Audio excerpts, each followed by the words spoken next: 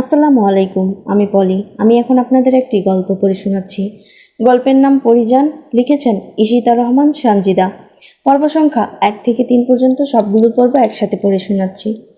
আব্বা যেদিন দ্বিতীয় বিয়ে করে ঘরে ফিরল, তখন আমার বয়স 10 বছর। রূপার বয়স ছিল 5 বছর আর পরীর বয়স মাত্র 1.5 বছর। ছোট্ট পরীকে বুকে নিয়ে আম্মা সেদিন নীরবে চোখের জল ফেলেছিলেন। মুখে টু শব্দটি করেননি, প্রতিবাদ তো দূরের কথা। আর আমি সেদিন দরজার আড়াল থেকে আব্বার দ্বিতীয় বউয়ের মুখ দেখেছিলাম। আব্বার দ্বিতীয় বউ আমার আম্মার নখের যোগ্যও না। কালো একটা মহিলাকে বিয়ে করেছেন আব্বা, যেখানে আমার আম্মা তার চেয়ে হাজার গুণ বেশি সুন্দরী। তারপরও আব্বা ওই মহিলাকেই বিয়ে করেছিলেন, কারণ একটাই, আব্বার একটা পুত্র সন্তান চাই। না হলে তার এত সব সম্পত্তি কে দেখবে, তার জমিদারি কে সামলাবে। যেদিন পরীর জন্ম হলো সেদিন আব্বা বাড়িতে ফেরেনি, কিন্তু তার কাছে ঠিকই খবর পৌঁছেছিল যে তার মেয়ে হয়েছে। সেজন্যই আব্বা রাগ করে বাড়িতে আসেনি। তার ঠিক 2 দিন পর আব্বা বাড়িতে এসেছিল, কিন্তু কারো সাথে কোনো কথা বলেনি। পরপর 3টা মেয়ে জন্ম দেওয়ার জন্য আম্মাকে অনেক কথা শোনায় দাদি। আম্মা নাকি ছেলে জন্ম দিতে পারবে না। তার সাথে আরও একটি কথা দাদি বলেছিল, তা হলো যেই মাইয়ার রূপ বেশি হয় পোলা পয়দা করতে পারে না কোনো দিন। এই কথাটা শুনে সেদিন আমার অনেক কষ্ট হয়েছিল, কিন্তু আম্মা কিছুই বলেনি, চুপচাপ নিজের কাজ করছিল। পরীকে কুলে রাখতো রূপা, আর আমি স্কুল থেকে ফিরে এসে পরীকে কুলে নিতাম।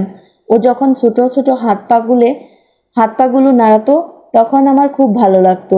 আম্মা বলে আমার আর রূপার থেকেও পরী বেশি সুন্দর। গালে একটু ছোঁয়া পড়তেই ওর গাল দুটো লাল হয়ে যেত, মনে হতো রক্ত জমাট বেঁধে গেছে। সেই ভয়ে পরীকে বেশি কুলে নিতাম না, পাছে যদি ব্যথা পায়। কিন্তু রূপা ছোট পরীকে কুলে নেওয়ার জন্য সবসময় আকুপাকু করত। পরীকে কুলে নিয়ে বারান্দার দাওয়ায় বসে বৃষ্টি দেখত, আর আমি তার পাশে মোড়া পেতে বই নিয়ে বসে থাকতাম। পরীর যখন ছোট ছোট পা ফেলে হাঁটতো, তখন দেখতে বেশ লাগতো, ঠিক মোমের পুতুলের মতো। আমাদের দ্বিতীয় আম্মাকে দেখে আমি মুখ ফিরিয়ে নেই, কিন্তু রূপা আর পরী তো বোঝে না। ছোট ছোট তো, ওরা দুজনেই ওই মহিলার আশেপাশে ঘুরঘুর করতো। পরীকে যখন উনি কুলে নিত, আমি দৌড়ে গিয়ে ওনার কুল থেকে ছিনিয়ে আনতাম পরীকে। কিছু না বললেও মনে মনে কষ্ট পেতেন উনি, এতে আমি খুব খুশি হতাম। তবে সবচেয়ে বেশি খুশি হয়েছি যখন ওই মহিলারও একটি মেয়ে হয়, কিন্তু দুর্ভাগ্যবশত ওনার মেয়েটা মারা যায়। এরপর আরও একটি মেয়ে জন্ম দেন, কিন্তু সেটাও মারা যায়। তারপর যখন আর পড়তে পারল না পরী, তার আগেই ডাক পড়ল আবেরজান বেগমের। সাথে সাথে বিষাদের ছায়া নেমে এলো পরীর মুখে। সবেমাত্র খাতাটা খুলে পড়তে বসেছিল সে, একটু পড়তে না পড়তেই ডাকাডাকি শুরু হয়ে গেছে। চোখ মুখ কুঁচকে সে পড়ার টেবিল থেকে উঠে দাঁড়ালো, শব্দ করে ঠেলে চেয়ারটা কিঞ্চিত দূরে সরিয়ে দিল। সিমেন্টের মলাটে অবধারিত খাতাটা বন্ধ করে সযত্নে বইয়ের ভাঁজে রেখে দিয়ে ছুটল দাদির ঘরে। সেখানে যেতেই চোখ গেল পালঙ্কের উপর বসে থাকা আবেরজান বেগমের দিকে। বিছানায় গায়ে এলিয়ে দিয়ে শুয়ে আছেন তিনি। পরী বড় বড় পা ফেলে এগিয়ে গেল, পালঙ্কের হাতল ধরে জোর গলায় বলে উঠল, কি হয়েছে? আবেরজান ঘাড় ঘুরিয়ে পরীর দিকে তাকালো, তারপর বললেন, মাইয়া মানুষ এত ধূপধাপ শব্দ করে হাঁটোস কেন? আস্তে হাঁটতে পারস না? দাদির জ্ঞানমূলক কথাবার্তা কোনো কালেই পছন্দ নয় পরীর। যখনই সামনে আসবে তখনই একটা না একটা জ্ঞানের সহিত কথা বলবেই। পরী দাদির প্রশ্নের জবাব না দিয়ে বলল, তুমি কি কি কইবা তাড়াতাড়ি কও, আমার মেলা কাম আছে। আবেরজান হাতের ইশারায় নিজের পানদানি দেখিয়ে বললেন, একখান পান দে। আগের ন্যায় ধূপধাপ পা ফেলে জলচৌকির দিকে এগিয়ে গেল। হাঁটু গেড়ে বসে পান বানিয়ে এনে দাদির হাতে দিতেই তিনি পানটা মুখে পুরে নিলেন। পরী কৌটা থেকে কিছুটা চুন দাদির তর্জনী আঙুলে মেখে দিয়ে কৌটাটা আগের স্থানে রেখে দিল। বাইরে যাওয়ার জন্য পা বাড়িয়ে আবার ফিরে তাকালো দাদির পানে। সেই লেখাগুলোর কথা মনে পড়ে গেল ওর। পরী এগিয়ে গেল দাদির কাছে, তির্যক দৃষ্টিতে তাকালো দাদির গায়ের রং বেশ চাপা, কিন্তু অতটা কালো নয়। হাত পা ও মুখের চামড়া ঝুলে গিয়েছে। বয়স হয়েছে বয়স হয়েছে তো। পরী হুট করে বলে উঠল, যেই মাইয়ার রূপ বেশি হয় পোলা পয়দা করতে পারে না, তাই না দাদি? পরীর কথা শুনে চমকে তাকালো আবেরজান বেগম। এই কথা পরী শুনলো কোথা থেকে? দাদিকে বলতে না দিয়ে পরী আবার বলে, তোমার তো রূপ নাই, তাই তো 2টা পোলা পয়দা করছো, কিন্তু একটারে তো মানুষ করতে পারো নাই, 2টা অমানুষ পয়দা করছো। বুড়ি কোনহানকার! আমার আম্মাজান 3টা সোনা জন্ম দিছে, আর তুমি কি করছো? এক পোলায় 2টা বিয়া করছে, আরেক পোলার বিয়ার খবর নাই। পরের মাইয়া দেখা দেখা দিন পার করে। কথাগুলো বলে পরি একদণ্ড দেরি না করে দৌড়ে বাইরে চলে গেল। আবেরজান বেগমকে কিছু বলতেই দিল না। নিজের নাতনির উপর ক্ষুব্ধ হলেন আবেরজান। মেয়েটা বেশ চটপটে আর চণ্ডী স্বভাবের, মুখের বুলিতে সবসময় তেজ মিশ্রিত থাকে, যা ওনার আর দুই নাতনিদের মধ্যে কোনোক্ষণেই দেখেননি। পরীর এরকম কথা শুনতেই তিনি অভ্যস্ত, তাই বেশি না ভেবে তিনি পান খাওয়ায় মন দেন। দাদির ঘর থেকে ছুটে বের হয়ে নিজের শয়নকক্ষের দিকে পা বাড়াতেই আবার ডাক পড়ল। এবারে ডাকটা দিয়েছেন পরীর মা মালা বেগম। মায়ের ডাক শুনে আবার ঘুরে দাঁড়াতে হলো পরীর। সোনালি আপুর খাতাটা আজকে বোধ হয় আর পড়া হবে না। ঘাড় ঘুরিয়ে একবার টেবিলের দিকে তাকালো সে। বইয়ের সাজানো স্তূপের মধ্যে আসামির ন্যায় পড়ে আছে খাতাটা। হাতছানি দিয়ে ডাকছে যেন পরীকে, কিন্তু সময়ের অভাবে পরী আসতে পারছে না। অসহায় নয়নে শুধু খাতাটা দেখতে লাগলো সে। এর মধ্যে দ্বিতীয়বারের মতো ডেকে উঠল মালা। পরী দৌড় লাগালো। পরনের ঘাগরাটা দুহাতে হালকা উঁচু করে ধরে সিঁড়ি ভেঙে নেমে দৌড় দিল রন্ধনশালার দিকে। সেখানে বসেই ডাকছিলেন মালা। পরী ওখানে গিয়ে দাঁড়াতেই জেসমিনের দিকে চোখ পড়ল, সাথে সাথেই চোখ ফিরিয়ে নিল। বড় একটা গামলায় কুচো চিংড়ি বোঝাই করা, সেগুলো বাছাই করছে দুজনে মিলে। মালা পরীকে খেয়াল করেনি। তিনি চিংড়ির হাত পা খোসা ছড়াচ্ছেন আর কাশছেন। পরী দুপা ভাঁজ করে মায়ের পাশে বসে হাত ধরে বলল, আম্মা যান, আপনি অসুখ নিয়ে কাম করতে আইছেন কেন? পানি ধরলে তো আপনার কাশি আরো বাড়বো। কথাটা শেষ করে পরী গরম চাহনিতে একবার জেসমিনের দিকে তাকালো, তারপর আবার মায়ের দিকে তাকিয়ে বলল, ঘরের কেউ কি দেখে না যে আম্মার অসুখ? তারপরেও আমারে কামে ডাকে কোন সাহসে? আমার আম্মার কিছু হইলে আমি কিন্তু কাউরে সাইরা দিমু না, কয়ে দিলাম। জেসমিন এবার মুখ খুলল। আমি আপারে মানা করছিলাম, পরী কিন্তু সে শুনে নাই। পরী আবারও রাগ মিশ্রিত কণ্ঠে বলে উঠল, হইছে, আপনারে আর অজুহাত দিতে হইব না। যা করার পরবর্তী শব্দ উচ্চারণ করার আগেই মালা কষে চর মারেন পরীর গালে। এতে পরীর কোনো ভাবান্তর হলো না। প্রতিদিন 2-4টে চর না খেলে তার পেটের ভাত হজম হয় না, তাও মায়ের হাতের। মুখে আঁচল দিয়ে কাশতে মালা বলল, কতবার কইছি মুখে মুখে তর্ক করবি না, তোর ছোট আম্মা হয়। পরী মাথা নিচু করে নিল, তবে রাগ ওর মধ্যে এখনো বিদ্যমান। মাথা নিচু করে সে বলল, ছোট আম্মা কিন্তু আম্মা না। মালা ফের কিছু বলতে উদ্যত হলে জেসমিন থামিয়ে দিয়ে বলল, থাক আপা, পরীরে কিছু বইলেন না, ছোট মানুষ। এরপর পরীর দিকে তাকিয়ে বলল, পরী তুমি জুম্মানরে নিয়া শাপলা বিলে যাও, ঘরে একটা মানুষও নাই, তাই তোমারে বলতাছি কতগুলো শাপলা নিয়ে আসো, চিংড়ি দিয়ে আর রান্না হইব, আজকে ঘরে মেহমান আসবে। কপালে ধীরবাজ পড়ল পরীর। অবাক করা কণ্ঠে বলে, এই বন্যার ভিতর মেহমান আইব কই থেইক্কা? পরমুহূর্তে কিছু ভেবেই পরীর মুখে হাসি ফুটে উঠল। রূপা আপা আইব। মালা দিলেন এক ধমক, এত কথা কস কেন? তাড়াতাড়ি যা, আর শোন, মুখটা ভালো করে ঢাইকা যাবি, কেউ জানি না দেখে। নৌকার সোয়ের মধ্যে থেকে বাইরে হবি না। জুম্মানরে নিয়া এখন যা। তোর বাপে আর তার লোকজন থাকলে তরে পাঠাইতাম না, এমন সময়টাতে বাড়ি খালি। মৃদু রাগ দেখা গেল মালার মুখে, কিন্তু পরী বেজায় খুশি। আজকে অনেকদিন পর বাইরে বের হবে সে। দৌড়ে নিজের কক্ষে চলে গেল। ওনা দিয়ে নিজের মুখ ভালো করে বেঁধে নিল, শুধু চোখ দুটো খোলা রাখলো। দাদির ঘরে পেরিয়ে আসার সময় উকি দিল পরী। আবেরজান আয়েশ করে বসে বসে সুপারি কাটছে। পরী হাঁক ছাড়লো, ও বুড়ি। সুপারি কাটা রেখে পরীর দিকে তাকালেন তিনি। পরীকে এই সাজে দেখে তিনি বুঝে ফেললেন যে আজকে পরীর ঘরের বাইরে বের হবে। তিনি জিজ্ঞেস করলেন, কই যাস? পরী ভেঙচি কেটে বলল, তা দিয়ে তোমার কাম নাই, আমি এখন যাই। আসমান থেকে যদি তোমার স্বামী ডাক দেয় তাইলে ভুলেও যাইও না, কিন্তু দেশ বন্যার পানিতে ভাইসা গেছে, তোমারে কবর দেওয়ার জায়গা পামু কই? পরী খিলখিল করে হাসতে হাসতে চলে গেল। আবারও রাগ হলো আবেরজানের। তার ভাষ্যমতে মেয়েদের জোরে হাসতে নেই, কাশতে নেই, এমনকি কাঁদতেও নেই। মেয়ে মানুষ থাকবে মোমের মতো, আগুনের স্পর্শ পেলে নীরবে গলে যাবে, জ্বলবে, পুড়বে, ছাই হবে, তবে মুখ থেকে শব্দ বের হবে না। কিন্তু পরীর স্বভাব তার ধারণার বাইরে। তাই তিনি ঠিক করলেন আজকে মালাকে বলে এই মেয়েকে একটা ব্যবস্থা করবে। গ্রামের নাম নূরনগর। পদ্মা নদীর দ্বার ঘেঁষেই এই গ্রামের অবস্থান। পদ্মা যেন নূরনগরে নূরের আলো ছড়িয়ে দিয়েছে। প্রতিটি ঋতুতে এই গ্রাম নানান বাহারে সজ্জিত হয়ে ওঠে। কখনো গরমে উত্তপ্ত পথিকের আর্তনাদ, কখনো বর্ষার মেঘমালা থেকে সৃষ্টি ভারী দ্বারা। স্বচ্ছ নীলাম্বরে মেঘের ভেলা, ঘাসে জমে থাকা শিশির কণার রূপবত্তা, তো কোকিলের মধুর কণ্ঠ, সব মিলিয়ে গ্রামের এই সৌন্দর্য সবার মন কাড়ে। কিন্তু এখন আর এই গ্রামে সেই সৌন্দর্য নেই। 5 দিন ধরে এই রূপবান গ্রামটি নদীগর্ভে বিলীন হয়ে গেছে। টানা বর্ষণের ফলে পদ্মা উপচে জলস্রোত দ্রুত তলিয়ে দিয়ে গেছে এই গ্রামের সাথে সাথে সাথে আরও অনেক গ্রাম। গরিব অসহায় মানুষেরা আশ্রয় নিয়েছে আশ্রয় কেন্দ্রে। কেউ কেউ নৌকা নিয়ে ভাসছে কিংবা কলা গাছের ভেলায়। দুর্ভিক্ষ নামিয়ে দিয়েছে সারা দেশে এই প্রলয়ঙ্কারী সর্বনাশ বন্যা। ঠিক এই রকম বন্যা হয়েছিল আজ থেকে 10 বছর আগে 1988 সালে, আর এখন 1998 চলছে। এতগুলো বছর পর আবার সেই বন্যার মুখোমুখি সবাই। কেউই জানে না এই বন্যা কতদিন থাকবে, কতদিন মানুষ না খেয়ে অসহায় হয়ে পড়ে থাকবে। তারা কি বাঁচবে নাকি অসুখে অনাহারে অকালে প্রাণ হারাবে? নৌকার ছয়ের ভেতরে বসে আছে পরী, দুপাশে পর্দা টেনে দিয়েছে। এটা মায়ের করা হুকুম। আর জুম্মান নৌকা বাইছে। পরী ছয়ের ভেতরে থেকে চেঁচিয়ে উঠল, হ্যাঁ রে জুম্মান, আজকে নাকি মেহমান আইব। কারা আইব জানস?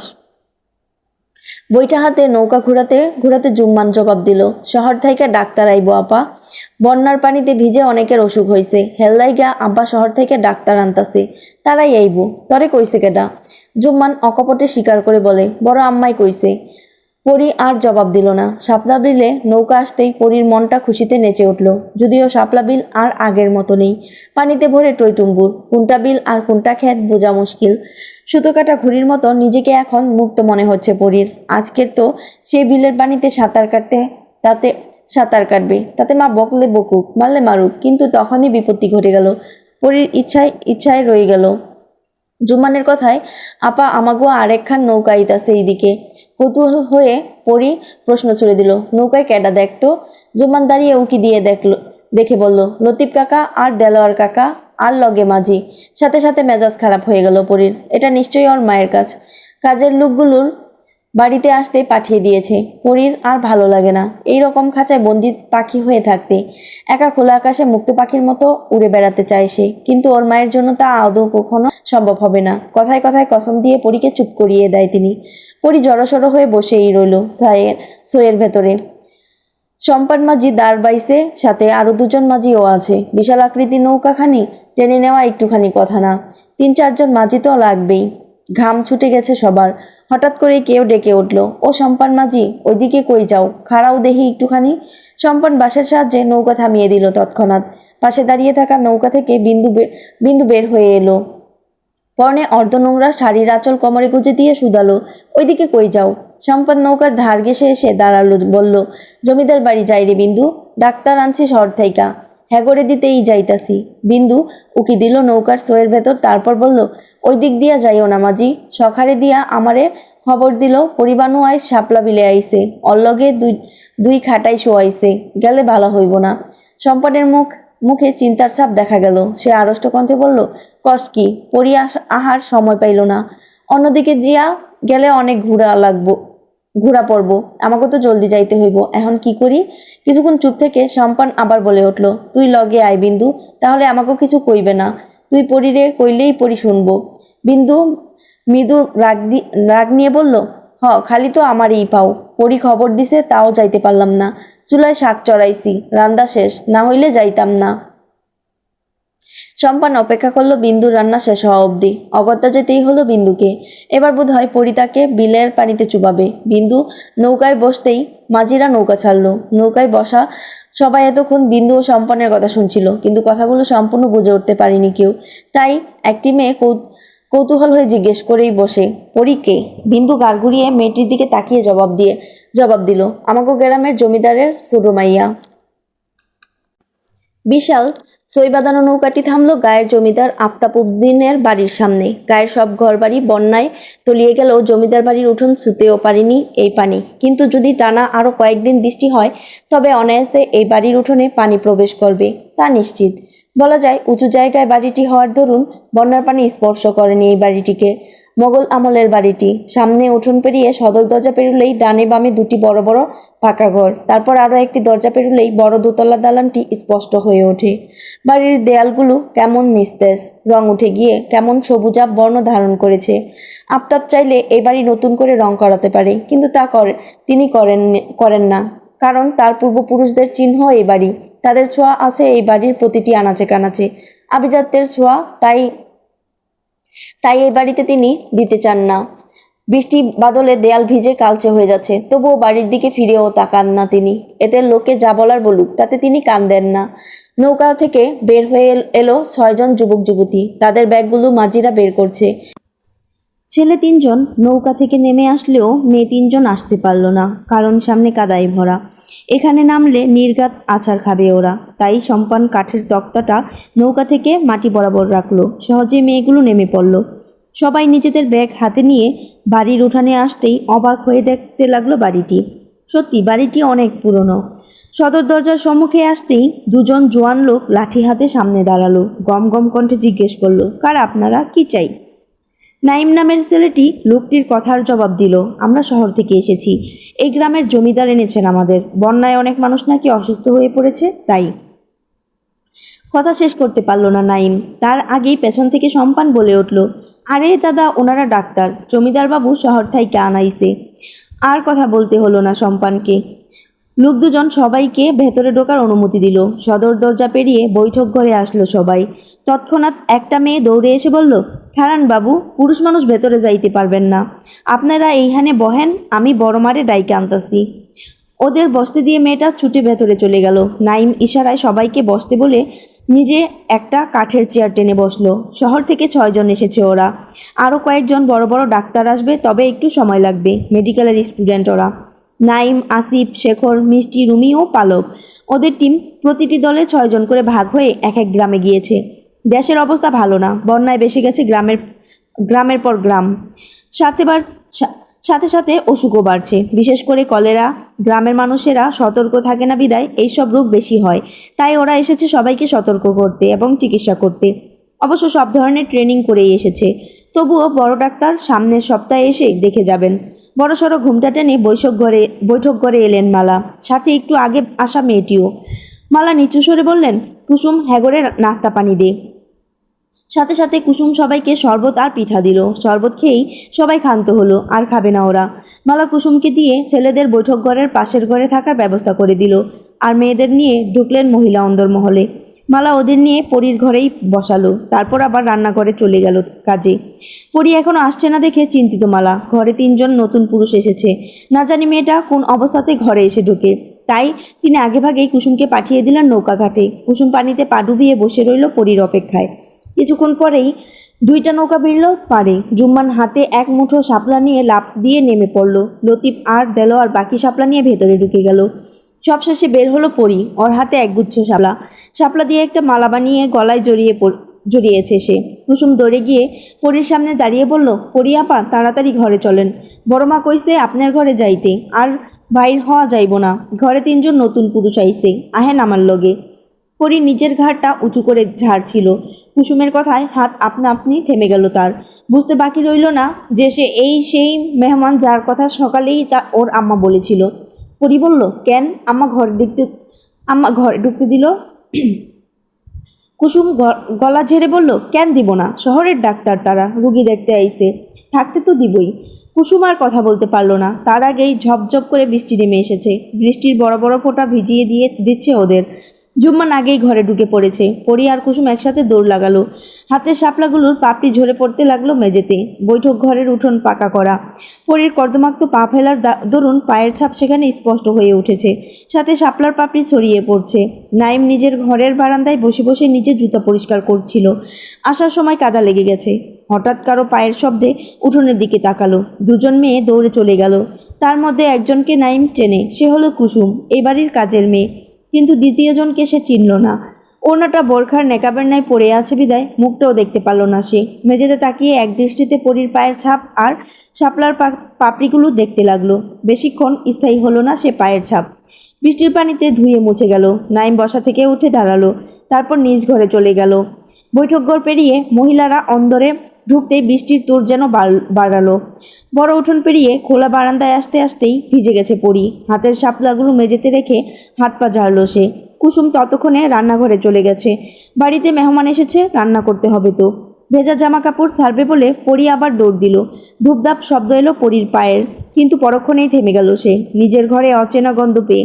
রুমি বিছানায় গা এলিয়ে দিয়ে ঘুমিয়ে পড়েছে। পালক আর মিষ্টি ব্যাগ খুলে ব্যাগ খুলে কিছু খোঁজায় ব্যস্ত। কারো আগমনের আভাসে দুজনেই ঘাড় ঘুরিয়ে তাকালো। পরীকে দেখে চিনল না ওরা। পরী নিজ কক্ষে প্রবেশ করতে করতে বলল, কার আপনারা? আমার ঘরে কি করেন? ওরা দুজনেই থতমত খেয়ে গেল। কার ঘরে মালা ওদের রেখে গিয়েছে তা ওরা জানে না। যেখানে ওদের থাকতে দেওয়া হয়েছে ওরা সেখানেই থাকছে। পরী আরেকটু কাছে এসে দাঁড়িয়ে আবার একই প্রশ্ন করতেই মিষ্টির জবাব দিল, আমরা শহর থেকে এসেছি। এই গ্রামের জমিদারের গিন্নি মানে মালা বেগম আমাদের এই ঘরে থাকতে বলেছেন। সঙ্গে সঙ্গে পরীর রাগ আসমান ছুঁয়ে গেল। যেখানে নিজের জিনিসপত্র কারো হস্তক্ষেপ সে পছন্দ করে না, সেখানে একই ঘরে এই মেয়েদের নিয়ে এসে থাকবে কিভাবে? সাথে সাথেই পরী গলা ফাটিয়ে মালাকে ডাকতে শুরু করে দিল, আম্মা আম্মা, আম্মা যান একটু এদিকে আহেন। কিন্তু মালার পরিবর্তে ঘরে এসে হাজির হলো আবেরজান বেগম। লাঠিতে ভর দিয়ে এসে তিনি বললেন, মাইয়া মানুষ এত গলা বাজাস কেন? তরে না করছি না? এত চিল্লাস কেন বারবার? পরী দ্রুতপদে দাঁতের নিকট গিয়ে দাঁড়িয়ে বলল, আমারে না জানাই আমার ঘরে অন্য মানুষ ঢুকতে দিলা কেন? আবেরজান পান চিবুতে চিবুতে বলল, অহনি তো আইলো ওরা, একটু জেরাইতে দে, তোর মায়ের মেলা কাম এখন, পরে অগরে অন্য ঘরে দিয়াইব। তুই ভিজা গেছস, কাপড় বদলা। লাঠির ভরে চলে গেল আবেরজান। মিষ্টি আর পালক লজ্জায় মাথা নুয়ে ফেলেছে। প্রথম দিনেই এত বড় অপমান মেনে নিতে পারল না ওরা। মেয়েটা কিভাবে সামনাসামনি কথাগুলো বলে ফেললো। রুমি এতক্ষণ ঘুমাচ্ছিল। পরীর চিল্লানোর ফলে ধরফরিয়ে উঠে সে। পরবর্তী কথাগুলো ওর কানে যেতেই লজ্জাবোধে মাথা নিচু করে ফেলে। এখন ওদের মনে হচ্ছে এই গ্রামে আসাটাই ভুল হয়েছে ওদের। পরী কথা না বলে সামনে পা বাড়ালো। কাঠের সাথে লাগানো আয়নার সামনে গিয়ে দাঁড়ালো। অনেকটা দেখতে ড্রেসিং টেবিলের মতো। তার সামনে কয়েকটা কৌটা আর কতগুলো রং বেরঙের ফিতা। এতক্ষণ ধরে মুখে ওড়না বাঁধা থাকলেও এখন সেটা একটানে খুলে ফেললো পরী। তারপর চুল থেকে ফিতার বাঁধন খুলতে ব্যস্ত হলো।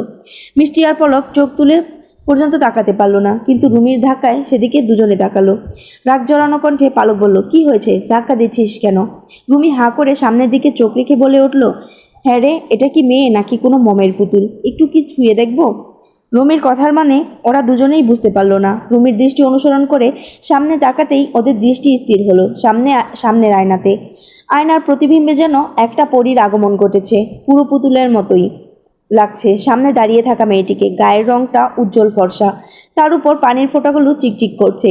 এই প্রথম মেয়ে হয়ে কোনো মেয়ের উপর চোখ আটকে গেছে ওদের। ঘর থেকে কিছুতেই বের হতে পারছে না ওরা। চুল থেকে বেগুনি রঙের ফিতা দুটি খুলে রেখে ওনা হাতে পেছনে ঘুরতেই তিনজন যুবতীকে হাঁ করে তাকিয়ে থাকতে দেখে কপাল কুঁচকালো, তবে কিছু বলল না। কাঠের তৈরি আলমারি থেকে নিজের কাপড় বের করে ঘর থেকে বের হতে নিলে পালকের ডানে থমকে দাঁড়ায় পরী। পালক জিজ্ঞেস করে বসে, নাম কি তোমার? পরী পেছনে না ফিরেই উত্তর দিল, পরী। অতঃপর ঘর ছেড়ে বের হয়ে গেল। এবার ওদের কাছে সব পানির মতো পরিষ্কার হয়ে গেল। এই মেয়ের কথায় বিন্দু আর সম্পান বলাবলি করছিল। বিন্দুকে সাথে করে নিয়ে ওরা শাপলা বিলে আসে, কিন্তু তার আগেই লতিফ আর দেলোয়ার ওদের পথ রোধ করে দাঁড়ায়। কিছুতেই ওদের এদিক দিয়ে যেতে দিবে না ওরা। সম্পানের অনেক অনুরোধে ও লতিফের মন গলল না, কারণ জমিদার কন্যা পরীর করা হুকুম, সে থাকাকালীন শাপলা বিলে কোনো পুরুষের আগমন ঘটতে পারবে না। শাপলা বিলে সাঁতার কাটার জন্য কথাটা পরী বলেছিল, কিন্তু তবুও তার সাঁতার কাটা হলো না। শেষে বিন্দু পরীর নৌকায় গিয়ে ফিসফিসিয়ে সলা পরামর্শ করে অনুমতি দিল। তারপর সম্পান নৌকা নিয়ে অনায়াসে শাপলা বিলে বৈঠা ফেললো। পালক ভেবেছিল জমিদার কন্যা না জানি কেমন হবে, কিন্তু সামনাসামনি দেখলো এ তো একটা পুচকে মেয়ে, বয়স 14 কি 15 হবে। এই মেয়ের রূপের যেমন তেজ, মেজাজের তেমন ঝাঁজ, সব মিলিয়ে আগুন বলা যায়। মিষ্টি বড় একটা দম ফেলে বলল, এটা মেয়ে নাকি পিছুটি পাতা? এভাবে কেউ কারোর সাথে কথা বলে? শহর থেকে এসেছি মেহমানি তো ওদের, সেজন্য এভাবে কথা বলবে? তবে মিষ্টির কথা কেউ কানে তুলল না। রুমি চোখ কষলে বলল, এত সুন্দর মেয়ে মানুষ আমি এই প্রথম দেখলাম। হবেই তো, দেখলি না এই পরীর মা কত সুন্দর।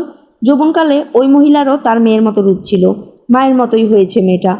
পালকের কথায় রুমি খাট থেকে নেমে এসে ওকে জড়িয়ে ধরে বলল, ছেলে হলে এই মেয়েটাকে এখনই বিয়ে করে ফেলতাম।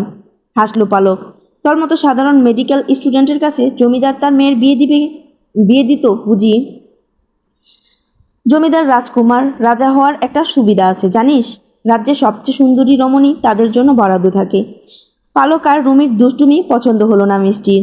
মেয়েটার নাম মিষ্টি, কিন্তু কথায় ঝাল মেশানো থাকে সবসময়। মূল কথা হলো পরীর সৌন্দর্য ওর পছন্দ হয়নি। ওরাও সুন্দর, ফর্সা গায়ের রং, কিন্তু পরীর মতো অত নয়। দুপুরে খাওয়ার ডাক পড়তেই সবাই একসাথে খেয়ে নিল, কিন্তু খাওয়ার সময় ওরা পরীকে দেখতে পেল না। ছেলেদের আগে খেতে দেওয়া হলো এবং মেয়েদের পরে। খাওয়া শেষ করে কিছুক্ষণ বিশ্রাম নিয়ে বের হলো ওরা। ঘাটে ওদের জন্য নৌকা বাঁধাই আছে। ব্যাগপত্র নিয়ে দ্রুত নৌকায় চেপে বসে সবাই। এখন ওরা গ্রামের আশ্রয় কেন্দ্রে যাবে। সেখানে শতাধিক মানুষ আছে, অর্ধেকের বেশি অসুস্থ। সেখান থেকে ওরা জমিদারের বাগান বাড়িতে যাবে, সেটিও বর্তমানে আশ্রয় কেন্দ্রে পরিণত করেছে আফতাব। নৌকায় বসে পালক আর রুমি ফিসফিস করে কথা বলছে আর হাসছে। ওদের কাণ্ড দেখে নাইম জিজ্ঞেস করলো, কী রে, তোরা নিজেদের মধ্যে কি বলছিস? আমাদের কেউ বল শুনি। শেখর তাতে তাল মিলিয়ে বলল, বোধহয় বিয়ের পর হানিমুন বাচ্চা কাচ্চার প্ল্যান করছে। বলতে বলতে হাসলো শেখর। পালক শেখরের বাহুতে ধাক্কা দিয়ে বলল, জি না মশাই, আমরা জমিদারের মেয়ে পরীর কথা বলছি। জানিস, মেয়েটি দেখতে খুব সুন্দর, একদম পুতুলের মতো। নাম পরী, আর দেখতেও পরীর থেকে কম নয়। আমি কখনো রাজকন্যা দেখিনি, কিন্তু রাজকন্যারা বোধ হয় এই পরীর মতোই দেখতে। কৌতূহল হয়ে পালকের কথা শুনতে লাগলো শেখর, নাইম আর আসিফ। তবে পুরোপুরি হয়তো কথাটা বিশ্বাস হলো না ওদের। আসিফ ব্যঙ্গাত্মক সুরে বলল, ফাজলামো করছিস? গ্রামের এরকম নোংরা পরিবেশে এত সুন্দর মেয়ে? ধমকে উঠল রুমি। চুপ থাক। একটা মেয়ে কখনোই আরেকটা মেয়ের রূপের বর্ণনা দেয় না, দিতে চায় না, কিন্তু আমি না দিয়েও পারছি না। আসলে মেয়েটা খুব সুন্দর। নাইম ওদের সবার দিকে তাকিয়ে বলল, তাহলে তো দেখতে হচ্ছে মেয়েটাকে। দেখি কেমন সুন্দর। তা দেখবি কিভাবে? অন্দরমহলে তো পুরুষ ঢুকতে দেয় না, ঢুকতে দেওয়া হয় না। রুমির দিকে তাকিয়ে কপাল কুচকালো নাইম। সত্যি তো? তাহলে কি পরীকে দেখা হবে না? যদি পরী বাইরে আসে তাহলে দেখব। পালক ভেংচি কাটলো নাইমের দিকে তাকিয়ে বলল, অত সোজা না বাবু। ওই মেয়ে বাইরে বের হয় কিভাবে দেখনি? আজকে শাপলা বিলে তো নৌকায় ওই পরীই ছিল। বাবা কত জোর করে আমরা আসতে পারলাম। নাইমের মুখের চিন্তার রেশ দেখা গেল। পালক আর রুমি যেভাবে মেয়েটার বর্ণনা দিল, একবার না দেখা পর্যন্ত ও ক্ষান্ত হবে না। শেখর দুষ্ট হাসি দিয়ে বলল, তাহলে আমরা রাতে চুরি করে অন্দরমহলে ঢুকবো, কি বলিস তোরা? আমি কিন্তু পরীকে না দেখে শহরে ফিরছি না। শেখরের কথায় সবাই হাসলো, শুধু মিষ্টি বাদে। ও ছোঁয়ের বাইরে বের হয়ে চারপাশ দেখছে। নাইম শেখরের কথা ভেবে দেখলো মন্দ না। সে বলল, তাহলে আজ রাতেই মিশনে নেমে পড়া যাক, কি বলো? এবার আসিফও সাই দিল, ও দেখতে চায় কেমন সুন্দর মেয়ে। পালক ওদের কথা শুনে মাথা নেড়ে বলল, পাগল তোরা সব, ধরা খেলেই বুঝবি। জমিদার মশাই তোদের গর্দান নিবে দেখিস। আহারে, এসেছি ছজন, যেতে হবে তিনজন। কথাটা আফসোসের স্বরে বলল পালক। নাইম বলল, আমরা ধরা খেলে তোদের নাম বলবো। তোরাই তো লোক দেখালি। মেয়েটা এত সুন্দর, গর্দান গেলে সবার যাবে। গ্রামের প্রাথমিক বিদ্যালয়কে আশ্রয় কেন্দ্র বানানো হয়েছে। এখানে সবাই তাদের মালপত্র নিয়ে কোনো এক স্থানে ঘাপটি মেরে থাকছে। গত 5 দিনে আফতাব উদ্দিন কিছু কিছু কিছু খাবার দিয়েছে সবাইকে। তাছাড়া কয়েকটি প্রতিষ্ঠান থেকেও সাহায্য করা হচ্ছে অসহায় মানুষদের। নৌকা থেকে আশ্রয় কেন্দ্রে নামতেই নাইম সহ সবাই হাঁ হয়ে সবটা দেখতে লাগলো। এই গ্রামের সব কিছুই অদ্ভুত ধরনের, এমনকি জমিদার বাড়িটাও অদ্ভুত ধরনের জিনিসপত্রে ভরপুর বাড়িটি। ওরা যতক্ষণ ও বাড়িতে ছিল ততক্ষণ ধরে শুধু দেখেই যাচ্ছিল। সবাই ওদের দেখেই বুঝতে পারলো যে ওরা শহুরে ডাক্তার। গায়ে সাদা রঙের অ্যাপ্রন জড়ানো বিদায় চিনতে সুবিধা হয়েছে। খাটো মোটা করে একজন লোক এগিয়ে এলো ওদের দিকে, ঘুরে ফিরে সবাইকে এক পলক দেখে নিয়ে বলল, আহেন আপনারা, ওদিক থেকে শুরু করেন। নাইম সায় জানিয়ে লোকটার পিছু পিছু গেল। একপাশে কাঠের টেবিল ও চেয়ার পাতা হয়েছে। মিষ্টি চেয়ারে ধপ করে বসে পড়ল।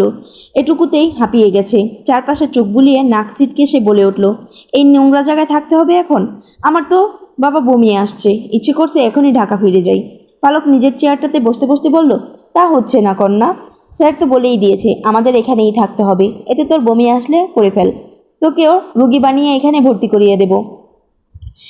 নাইম স্টেথোস্কোপটা গলায় ঝুলিয়ে ব্যাগ থেকে খাতা কলম বের করতে করতে বলল, তাড়াতাড়ি কাজ শেষ কর, তাহলে তাড়াতাড়ি ফিরতে পারবি। শেখর নিজের ব্যাগ খুলতে খুলতে বলল, হ্যাঁ, আর তাড়াতাড়ি পরীকে দেখতে পারবো। রুমি শেখরের মাথায় গাঁটটা মেরে বলল, পরীর চক্করে যেন ভুলভাল চিকিৎসা করিস না, তাহলে তুই শেষ। ওরা 6 জন কাজে লেগে পড়ল। লাইন ধরে সবাই দাঁড়িয়ে আছে।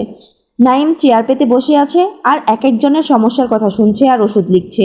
শেখর আর আসিফ ওষুধ দিচ্ছে, আর মেয়েদের চিকিৎসা করছে রুমি, মিষ্টি আর পালক। কারণ এখানকার মেয়েরা পুরুষ ডাক্তারদের কাছে আসতে অস্বস্তি বোধ করে, তাই এরকম ব্যবস্থা করা। তবে লোকসংখ্যা দেখে মনে হচ্ছে আজকে রুগী দেখে শেষ করতে পারবে না।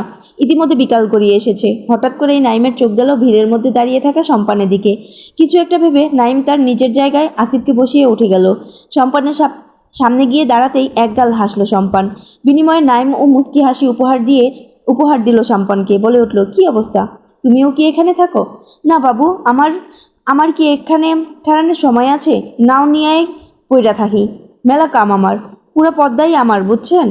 সম্পানের কথায় হাসলো নাইম। অদ্ভুতভাবে সেই হাসি অবলোকন করে সম্পান। শহরের লোক হওয়ায় অন্যরকম দেখতে নাইম। চুলগুলো কি সুন্দর, গায়ের রঙও ফর্সা, পরনের পোশাক আশাক বলে দেয় ছেলেটা বড় ঘরে জন্মেছে। সেখানে সম্পান নিতান্ত চুনোপুটি। আয়নায় নিজের চেহারা না দেখলেও প্রতিদিন নদীর পানিতে নিজের চেহারা দেখে সে। মাথায় ঝাঁকড়া চুল, শ্যামলা গায়ের রং আর পরনের পোশাক তো সবসময় নোংরা থাকে। এভাবে কি তাকে সুন্দর দেখাবে? সুন্দর দেখাতে হলে আগে তাকে সুন্দর পোশাক পরতে হবে, নাইমের মতো চুলগুলোর যত্ন করতে হবে। কিন্তু ওসবের ক্ষমতা নেই সম্পানের। পরের নৌকা চালিয়ে যা পায় তাতে তো সংসার ঠিকমতো চলে না, তার উপর এই সর্বনাশা বন্যা সব শেষ করে দিল।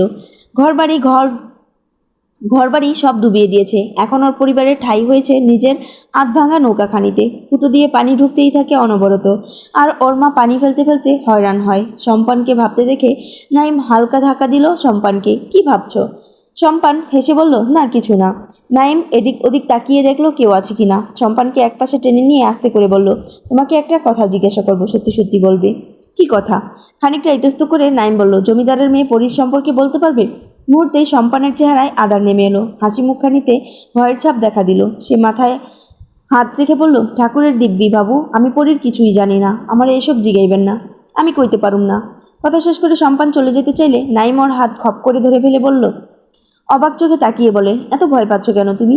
কি আছে ওই পরীর মাঝে যে এত ভয় পাও তুমি? আমাকে নির্ভয়ে বলতে পারো, আমি কাউকে বলবো না।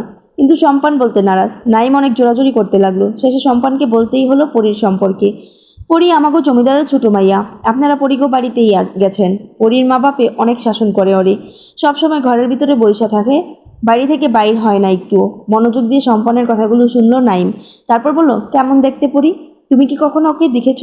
হাসলো সম্পান, হাত নাড়িয়ে বলল, আমি কেন বাবু, এই গায়ের কোনো বেটা মানুষ সেই পরীরে দেখে নাই, আমি দেখমু কেমনে? কারো কাছে শুনুনি পরী কেমন দেখতে? বিন্দু কইছিল পরী নাকি মেলা সুন্দর, এর বেশি তো জানি না। সন্দেহ ভরা দৃষ্টিতে তাকিয়ে নাইম বলল, বেশ এটুকুই? এটুকু বলতেই এত গলা কাঁপছে তোমার? আমার মনে হয় তুমি সব কথা বলনি। এবার সম্পান আর দাঁড়ালো না, হন্তদন্ত হয়ে ছুটে গেল ঘাটে। দ্রুত পদে চেপে বসলো নৌকায়। নাইম শান্ত চাহনিতে সম্পানের চলে যাওয়া দেখলো। নাইমের মনে হচ্ছে সম্পান কিছু লুকোচ্ছে, কিন্তু কি? জানতে হবে ওকে। তবে সবার আগে পরীকে দেখার প্রয়োজন। এসব ভাবতে ভাবতে নিজের কাজে মন দিল সে। মাগরিবের আজান পড়েছে, ঘন্টাও হয়নি। অজু করে একসাথে নামাজ আদায় করলেন জেসমিন ও মালা। মোনাজাতে মন ভরে দুজনে দোয়া করলো এই গ্রামের সকল মানুষের জন্য। যে বন্যা দেখা দিয়েছে, মনে হচ্ছে গ্রামকে পুরোপুরি গ্রাস না করা পর্যন্ত থামবে না। জায়নামাজ ভাঁজ করে নির্দিষ্ট স্থানে রেখে বের হতেই মালা দেখলো পরী বড় বড় পা ফেলে রান্নাঘরের দিকে এগুচ্ছে। কৌতূহল নিয়ে মালাও এগুলেন সেদিকে। রান্নাঘরে উকি দিতেই দেখলেন থালা ভর্তি ভাত নিয়ে খেতে বসেছে পরী। বড় বড় ভাতের দলা মুখে পড়ছে আর কাঁচামরিচের কামড় বসাচ্ছে। ঝালে ঠোঁট দুটো লাল হয়ে গেলেও পরী খেয়েই যাচ্ছে। সামনেই জ্বলছে হারিকেন। হলুদ আলোয় পরীর চেহারায় লাল আভা দেখা যাচ্ছে। মালা বেশ মনোযোগ দিয়ে দেখলো মেয়েকে। এক পা ভাঁজ করে আরেক পা মেলে দিয়ে মেঝেতে বসে খাচ্ছে পরী। গায়ের ওড়না অপরাধীর ন্যায় পাশে পড়ে আছে। মালা হাজার চেষ্টা করেও পরীকে বোঝাতে পারে না যে সভ্যতা কাকে বলে, কিভাবে চলতে হয়, খেতে হয়, কথা বলতে হয়। এই নিয়ে দুঃখের শেষ নেই মালার। পরীর জন্য শাশুড়ির কাছেও কথা শুনতে হয়। শাশুড়ি পরীর সাথে পেরে ওঠে না বিদায় মালাকেই কথা শোনায়। এ মেয়েকে নিয়ে মালা আর পারছে না। মালা রান্নাঘরের দরজায় দাঁড়িয়ে থেকেই বলে উঠল, এই সাজের বেলা খাইতে বলি যে? মুখ তুলে একবার মাকে দেখে নিল পরী। তারপর আবার খাওয়ায় ব্যস্ত হয়ে বলল, দুপুরে কিছু খাই নাই, তাই খিদা লাগছে। তবে কতবার কইছি এরকমভাবে খাইতে ববি না। ওড়না ঠিক করে তাড়াতাড়ি। মায়ের কড়া চাহনিতে পরী ওড়না তুলে গলায় ঝুলায়। তারপর গপাগপ খেতে বলে, আমার ঘর খালি হইছে নাকি, হেরা গেছে? মালা গম্ভীর কণ্ঠে বলে, গেছে, তুই তো থাকতে দিবি না। কিছু একটা ভেবে পরীর খাওয়ায় হঠাৎ থেমে গেল। চোখ তুলে মায়ের দিকে তাকিয়ে বলল, আমার সোনা আপার ঘরে থাকতে দিছেন, তোর সোনা রূপা আপার ঘরে থাকতে দেই নাই। এখন খা জন্মের মতো, পেট না ভরলে আমারই খা। মালার আগে ফুসফুস করতে করতে চলে গেলেন। পরী তা দেখে হাসলো। দরজার দিকে উকি দিয়ে মায়ের যাওয়া নিশ্চিত করে গায়ের ওনাটা আবার ফেলে দিল সে। শান্তিমতো বসে খেতে না পারলে পেট ভরে না পরীর।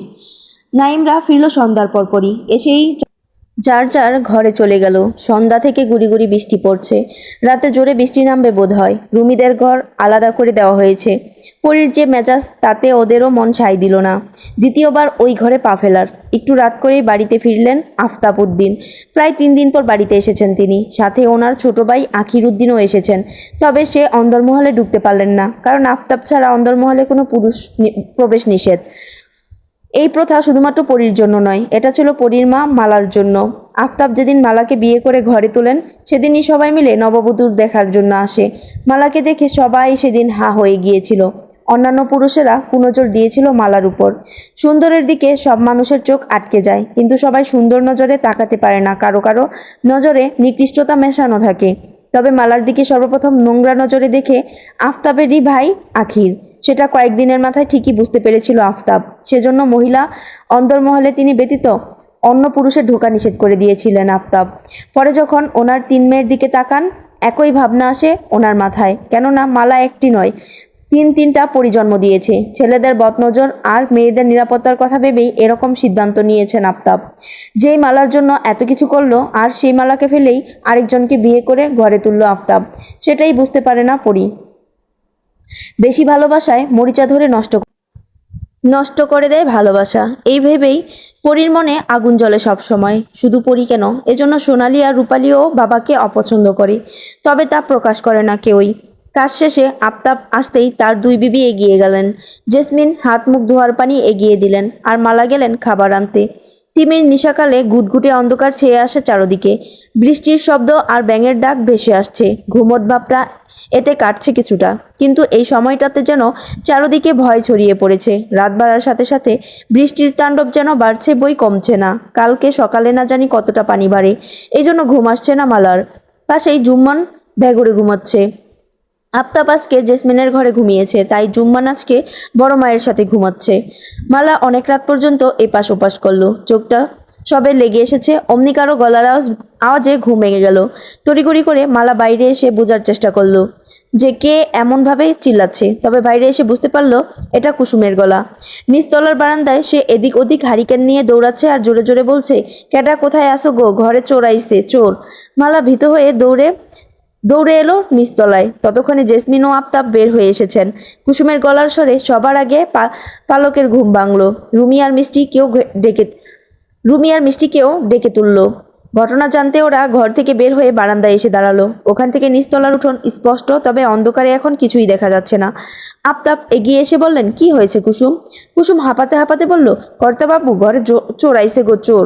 মালা ঘুমটা টেনে এগিয়ে এসে বললেন, কস কি কি কি চুরি করছে? কুসুম হালকা হেসে বলল, পরিয়াপা থাকতে চুরি করবো কেমনে? ব্যাটারে মাইরা ভর্তা বানাইয়া দিছে। মালার চোখ কপালে। অন্ধকারের মধ্যে পরীকে খুঁজতে লাগলো মালা। কুসুম ছাতা মালার দিকে এগিয়ে দিয়ে বলল, ওই যে উঠানে পরিয়াপা, এতক্ষণে ব্যাটারে বাইন্দা ফালাইছে। বলেই মুখে হাত দিয়ে হাসলো কুসুম। হারিকেন হাতে নিয়ে ছাতা মাথায় দিয়ে আফতাব আর মালা এগিয়ে গেল উঠোনের কোণে। বড় পেয়ারা গাছের সাথে লোকটার হাত দুটো বাঁধা ছিল পরি। লোকটার পুরো মুখে গামছা পেঁচানো, এতে চেহারা দেখা যাচ্ছে না। পরি আর লোকটা সম্পূর্ণ ভিজে গেছে। মোটা লাঠিটা নিয়ে উঠে দাঁড়ালো পরি। আফতাবের দিকে তাকিয়ে বলল, চোর ধরা শেষ আর আপনি এখন আইলেন? যাকগে, কাইলোর বিচার কইরেন, আইজ রাইতভর এইখানে বৃষ্টিতে ভিজুক। আফতাব ঘুমরা মুখে তাকালেন পরির দিকে। অনেক কিছুই বলতে চাইছে, কিন্তু রাত বেশি হয় আর কথা বাড়ালেন না তিনি। পরীকে ঘরে যেতে বললেন। উপরে দাঁড়িয়ে সবই শুনল রুমি, মিষ্টি ও পালক। এখন ওরা ভয় পাচ্ছে খুব। যদি নাইম, শেখর আর আসিফের মধ্যে কেউ একজন হয়, ভাবতেই গলা শুকিয়ে এসেছে 3জনের। পালক ভয় মিশ্রিত কণ্ঠে বলে, কোন চোর ধরেছে পরি? নাইম তো বলেছিল আজকে পরীকে দেখতে অন্দরমহলে আসবে। তাহলে ওরা পরীর হাতে ধরা পড়ে গেল? রুমি নখ কামড়াতে কামড়াতে বলল, এই মেয়েটা তো খুব ভয়ানক রে। অন্ধকার ওকে কাবু করতে পারে না, বরং অন্ধকার ওকে দেখে কাবু হয়। না হলে এই অন্ধকারে কি করে একটা মানুষকে মারতে পারে? এবার মিষ্টিও ভয় পেল খানিকটা। কোনো বিপদ হবে না তো? তখনই পরীকে আসতে দেখা গেল। তবে হারিকেনের আলোয় পরীর হাতের লাঠির মাথায় রক্ত দেখলো ওরা। এতে ওদের ভয় আরো বেড়ে গেল। পরী ওদের দিকে তাকিয়ে বলল, আপনারা ভয় পাবেন না। পরী থাকতে অন্দরমহলের কোনো মাইয়ার গায়ে কেউ হাত দিতে পারে নাই, আর পারবেও না কোনোদিন। আপনারা এখন ঘুমাইতে যান, কাল বিচার হবে, তখন সব দেখতে পারবেন। বলেই পরি চলে গেল। কিন্তু ওদের ঘুম কি আদৌ আসবে? বড়সড় একটা চিন্তা ওদের মাথায় ঘুরপাক খাচ্ছে। কোনো মতে নাইম বা শেখর যদি হয় তাহলে ওদের মান সম্মান সব শেষ। এই ছিল পরিযান গল্পের 1 থেকে 3 পর্যন্ত সবগুলো পর্ব একসাথে।